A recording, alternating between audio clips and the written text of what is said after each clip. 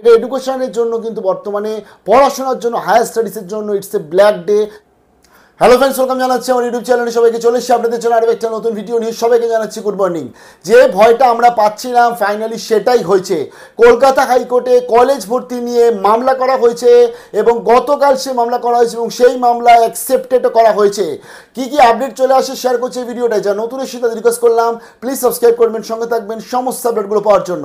জানিয়ে দিই আমাদের রাজ্যে এই যে কলেজ ভর্তি এত দেরিতে কেন শুরু হয়েছিল, এর একটা কারণ হচ্ছে ওবিসি যে লিস্ট কারা আসছে কারা আসছে না সেটা আমাদের কাছে ফাইনালাইজ ছিল না, কারণ হাইকোর্ট বাতিল করে দিয়েছিল লাস্ট ইয়ার। সুপ্রিম কোর্টে মামলা চলছে, কোনো স্টে বা স্থগিতাদেশ ছিল না।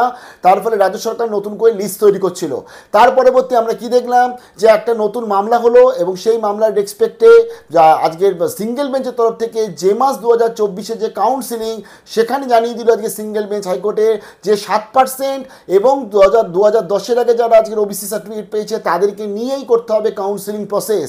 তার পরবর্তী আমরা দেখলাম রাজ্য সরকার প্রকাশ করলো 140টার নতুন তালিকা। আমরা জানলাম পুরো প্রবলেম সলিউশন, কারণ মুখ্যমন্ত্রী নিজে বিধানসভায় দাঁড়িয়ে বলেছে এইবার চাকরি এবং তার সাথে ভর্তি সমস্ত প্রসিডিওর এগোবে। তার পরবর্তী আমরা সবাই আনন্দে রয়েছি, কারণ আমাদের জানি নোটিফিকেশন আসবে। হয়ে গেছিল আরেকটি মামলা এবং সেই 140টা লিস্টের রেসপেক্টে মামলা হয়েছে গত মঙ্গলবার। সেই মামলাতে কিন্তু স্থগিতাদেশ দিয়ে দিয়েছে ওই টোটাল 140টা লিস্ট। সমস্ত আজকে রিক্রুটমেন্ট ভর্তি বা যেখানে যেখানে আজকে ওবিসি 17% রিজার্ভেশন এবং 140টা লিস্টের এক্সপেক্টেড রিজার্ভেশন সব জায়গাতে স্থগিতাদেশ দিয়ে দিয়েছিল। তারপরেই আমরা বিকাশ ভবনের তরফ থেকে একটা ওয়েট করছিলাম কিছু ডিসিশন আসছে কি আসছে না।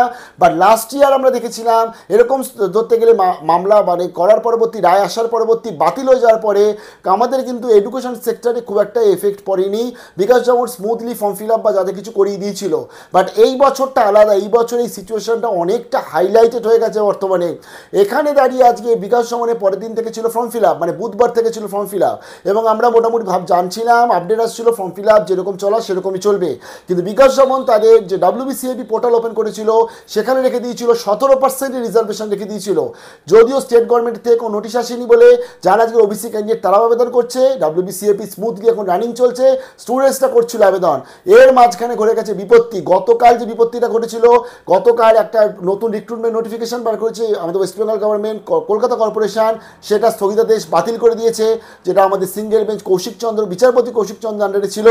এবং তার গতকালই বৃহস্পতিবার আমাদের আবার হাইকোর্টে আরেকটি নতুন মামলা রুজু হয়েছে এবং এই মামলাটি এবার সোজাসুজি হয়েছে, একদম উচ্চ শিক্ষা দপ্তরকে পার্টি করা হয়েছে, রাজ্যকে পার্টি করে কিন্তু মামলাটি করা হয়েছে এবং সোজাসুজি লেখা রয়েছে কন্টেম্পট অফ কোর্টের রেসপেক্টে মামলা করা হয়েছে। অর্থাৎ হাইকোর্টের অর্ডার না মেনে রাজ্য সরকার যে কলেজ ভর্তি করছে সেই কলেজ ভর্তিকে রেখে এইবার গতকাল মামলা করা হয়েছে।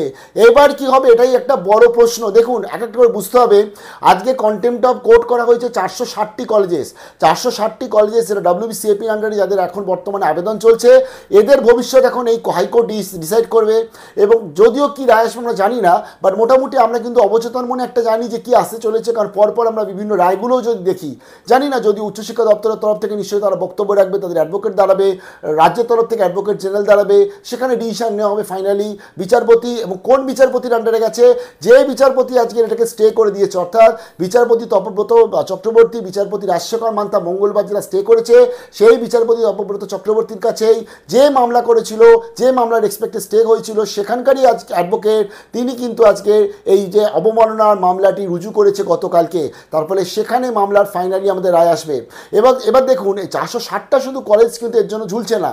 এর জন্য কি যে সমস্ত অটোনোমাস কলেজ, আমি নাম বলছি না, যারা বর্তমানে মেরিট লিস্ট তৈরি করে অ্যাডমিশন নোটিফিকেশন দিয়ে দিয়েছে এবং তাদের অ্যাডমিশনের টাকা জমা দিচ্ছে সবাই, সেখানেও 17% আছে অনেক জায়গাতে, তাদের ভবিষ্যৎ নির্ভর করছে, কারণ উচ্চশিক্ষা দপ্তর পার্টি রয়েছে। সেকেন্ড হচ্ছে আজকে যে সমস্ত ইউনিভার্সিটি যারা আজকের এই WBCAP আন্ডারে আসবে না, তাদের ভবিষ্যতের মধ্যে কিন্তু নির্ভর করছে। তারপরে শুধুমাত্র এটা 460টা কলেজকে ভাবলে চলবে না। অটোনোমাস কলেজ যারা এতক্ষণ অবধি ভর্তি করিয়ে যাচ্ছে, যারা মাইনরিটি কলেজ যারা ভর্তি করিয়ে যাচ্ছে, যে এবং অনেক মাইনরিটি কলেজে ওবিসি সংরক্ষণ নেই, তারা বেঁচে যাবে। বাট যাদের আজকে ওবিসি সংরক্ষণ রয়েছে এবং যারা 17% ওবিসি সংরক্ষণে রাখছে, সবাই কিন্তু এর মধ্যে আসবে। আর এবং তার সাথে জয়েন্টের রেজাল্ট, আজকে কী দোষ করেছিল জয়েন্টের স্টুডেন্টসগুলো, কেন রাজ্য সরকার মানলো না এটাই আমরা জানি না। যে যখন হাইকোর্ট বলে দিল 7% নিয়ে চলো, 2010-এর আগে কি নিয়ে চলো, রাজ্য সরকার উচিত ছিল এটাকে মেনে নিয়ে সেইভাবে নোটিফিকেশন করা, কিন্তু সেটা মানা যখন হলো না, এবার দেখুন জয়েন্টের এখন জোসার ওদিকে কাউন্সিলিং চলছে, জয়েন্টের রেজাল্টে কোনো ডেট নেই। কেন জয়েন্ট আজকে রেজাল্ট বার করবে? যেদিনকে রেজাল্ট বার করবে সেদিনকে হাইকোর্টে চ্যালেঞ্জ হবে। কলেজ ভর্তি যখন চ্যালেঞ্জ হয়ে গেল, জয়েন্ট তো চ্যালেঞ্জ হবেই। তার ফলে এখানে একটা ফাইনাল ডিসিশন সবাই চায়। যাদবপুর ইউনিভার্সিটি আজকে যদি নোটিশ বার করে আজকেরই চ্যালেঞ্জ হয়ে যাবে, কারণ বুঝতে হবে এইসব জায়গাতে স্টুডেন্টসরা ভর্তি হওয়ার জন্য আকুলে বসে থাকে। জেনপাস ইউজি থেকে শুরু করে এএনএম জিএনএম বলো, যাদের ফর্ম ফিল আপ হয়নি বলে মন খারাপ করছো, তোমরা আমি তোমাদের একটা জাস্ট আপডেট শেয়ার করি। আজকে পিইউবিডিইটি, যেটা আমাদের বর্তমানে যাদের 20-21 তারিখে এক্সামিনেশন রয়েছে, তাদের যদি পরীক্ষার পরবর্তী কাউন্সিলিংয়ে গিয়ে তাদের যে 17% এক্সপেক্ট করে, সেটাও চ্যালেঞ্জ হতে পারে। কারণ বর্তমানে যখন এডুকেশনের উচ্চশিক্ষা দপ্তরকে দেখে পার্টি করে যখন অবমাননা মাননা মামলা একবার যখন শুরু হয়েছে, একবার যখন অ্যাটেম্পটেড মামলা শুরু হয়েছে, তাহলে সেই মামলা কিন্তু চলতে থাকবে। এই মামলার ওপর ভবিষ্যৎ নির্ভর করছে গোটা education system. It's a black day for our education system. কারণ বুঝতে হবে, স্কুলে যারা আজকে 11-এ পড়াশোনা করছে বা ভর্তি হয়েছে, সেখানে ওবিসি 17%-কে রেসপেক্টে যারা ভর্তি হয়েছে, কারণ আমাদের শিক্ষামন্ত্রী বলে দিয়েছিল এইবার তো স্কুলের প্রবলেমটাও মিটে যাবে, তো সেই তাদেরও কিন্তু এর উপর এফেক্ট পড়বে। কারণ যেখানে আমি আজকে ভর্তির এক্সপেক্টে 17% নিচ্ছি, including PhD admission, including 1 July থেকে যে মাস্টার ডিগ্রি অ্যাডমিশন বা যারা মাস্টার ডিগ্রি বর্তমানে ফর্ম ফিল আপ করাচ্ছে, তো এই টোটাল সিচুয়েশন আর তালগোল পাখি এক জায়গায় চলে এসছে। কলকাতা হাইকোর্টে মামলা হয়েছে WBCAP। এবার আরেকটা জিনিস বুঝতে হবে, WBCAP ধরো এখন যদি বলেও দেয় বিকাশ ভবন যে হ্যাঁ আমরা মেনে নিলাম, ধর হাইকোর্ট রায় দিল যে 7%-এর রায় দিল, তো আমরা মেনে নিলাম, বিকাশ ভবন মেনেও নিল, কিন্তু এটা it's not a easy process to change the entire thing. কি সিট ম্যাট্রিক্স, একটা দুটো কলেজে সিট ম্যাট্রিক্স WBCAP-তে চেঞ্জ করতে হবে না, চেঞ্জ করতে হবে 460টা। লাস্ট ইয়ার তোমাদের যারা বিশেষ করে 25-এ তোমরা উচ্চ মাধ্যমিক পাস করেছো, তারা অনেকেই জানো না, যারা 24-এ পাস করেছিল, যারা আরজিটেক দর্শক, তারা সবাই জানে এটা, কেউ থাকলে কমেন্টও করো। লাস্ট ইয়ার কেন 19শে জুন ভর্তি শুরু হয়েছিল? এটা একটা বড় প্রশ্ন। লাস্ট ইয়ার তো অনেক দেরিতে ভর্তি শুরু করেছিল, অনেক দিন পর ফর্ম ফিল আপ, প্রায় 40-45 দিন পর ফর্ম ফিল আপ হয়েছিল। কেন হয়েছিল? কারণ WBCAP রেডি ছিল না। WBCAP ট্রায়ালের পর ট্রায়াল চলছিল, আপডেটের পর আপডেট আসছিল, অনেক কলেজ ইনফরমেশন দিয়ে দেরি করেছিল, এর জন্য কিন্তু দেরি হয়েছিল। তার জন্য এই WBCAP 460টা কলেজ আপডেট করে, এটা একদিনের ব্যাপার না। নট অনলি 460টা কলেজ, আজকে বুঝতে হবে এই যে আমাদের নতুন এআই ফিচার্স তৈরি হয়েছে, যে কাট অফ ওয়াইজ তোমার চান্সেস হাই মিডিয়াম লো কত রয়েছে, সেটাকেও চেঞ্জ করতে হবে, কারণ সেটা তুমি ক্যাটাগরি ওয়াইজ করা হয়েছে। তো এখানে অনেক কটা ব্যাপার আছে। হুট করে আমি 7% যদি বলেও দিই, বিকাশ ভবন যদি এটাকে 7% ধরো মেনে নিয়ে WBCAP মেরিট লিস্টটা বলে দেয় 7% রেসপেক্টই করবে, তাহলে ফর্ম ফিল আপ করার সময় স্টুডেন্টসরা সিড ম্যাট্রিক্সটা কী দেখবে? সিড ম্যাট্রিক্স দেখবে 7 না 17, যেটা বর্তমানে 17 চলছে। তো অনেক কটা জটিল পরিস্থিতি রয়েছে এখন আমাদের রাজ্যে, কী হবে আমরা সত্যি জানি না। বাট এটা এডুকেশনের জন্য কিন্তু বর্তমানে পড়াশোনার জন্য, হায়ার স্টাডিজের জন্য it's a black day. State uni দার্জিলিংয়ে কী মনে হয় কমেন্ট সেকশনে জানাবেন। ভালো থাকবেন।